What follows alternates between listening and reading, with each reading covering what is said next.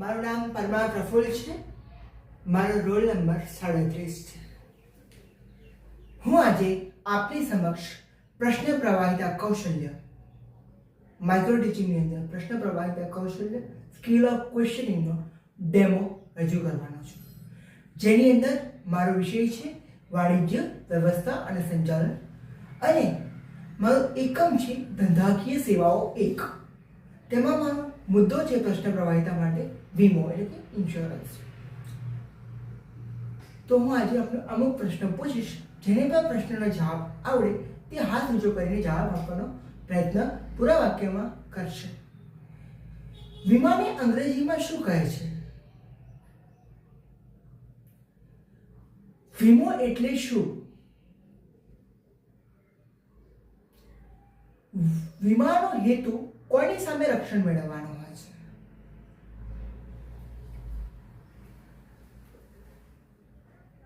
વીમામાં કુલ કેટલા પક્ષકારો હોય છે?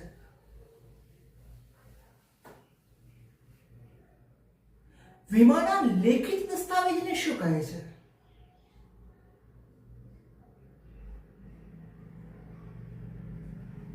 વીમા ધારક વીમા કંપનીને જે નાણાં ચૂકવે છે તેને શું કહેવામાં આવે છે?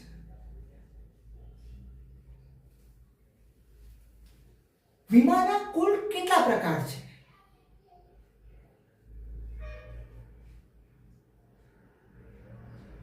જીવન વીમાના કયા કયા પ્રકારો છે?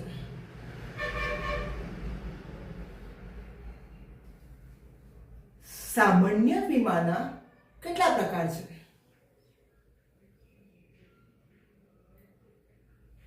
સામાન્ય વીમાના પ્રકારો જણાવો.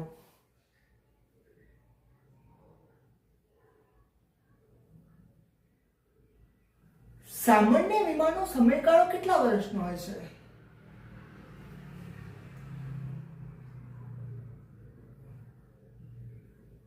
સૌથી જૂનો સામાન્ય વીમો કયો છે?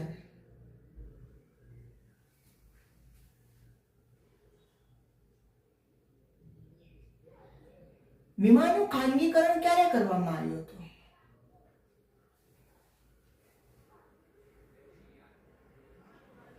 વીમાનું નિયમન કરતી સંસ્થા કઈ છે?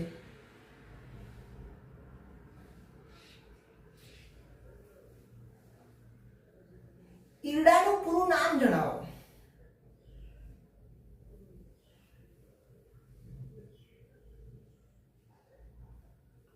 ઈરડાની સ્થાપના ક્યારે કરવામાં આવી હતી?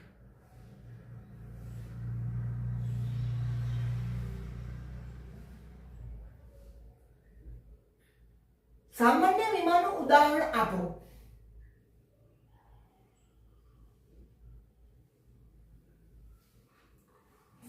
વીમામાં કુલ કેટલા સિદ્ધાંતો છે?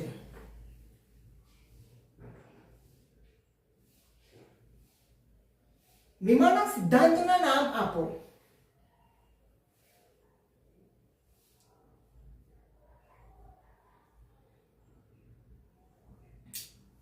જો વીમા ધારક વીમા કંપનીથી કોઈ બાબત છુપાવે છે તો વીમાના કયા સિદ્ધાંતનું ઉલ્લંઘન થયું કહેવામાં આવે છે?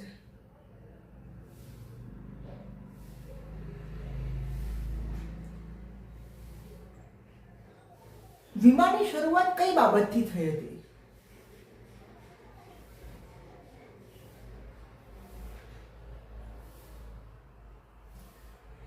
LIC નું પૂરું નામ જણાવો.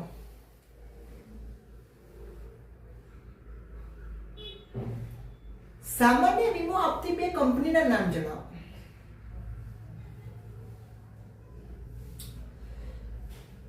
વાહન ખરીદતી વખતે કયો વીમો લેવામાં આવે છે?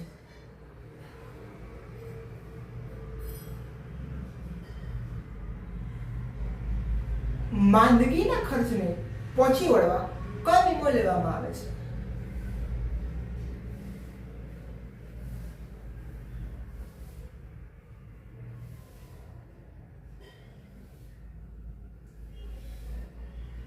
જો આગથી થતા વીમા લેવામાં આવે તો વીમાના કયા સિદ્ધાંતનું હાર્દ રહેલું છે તેમાં?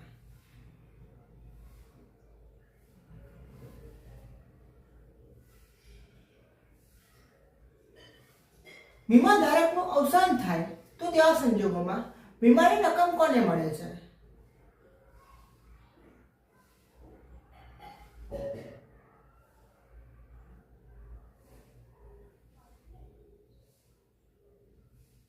વીમા પોલિસીને એ કેવા પ્રકારનો દસ્તાવેજ છે?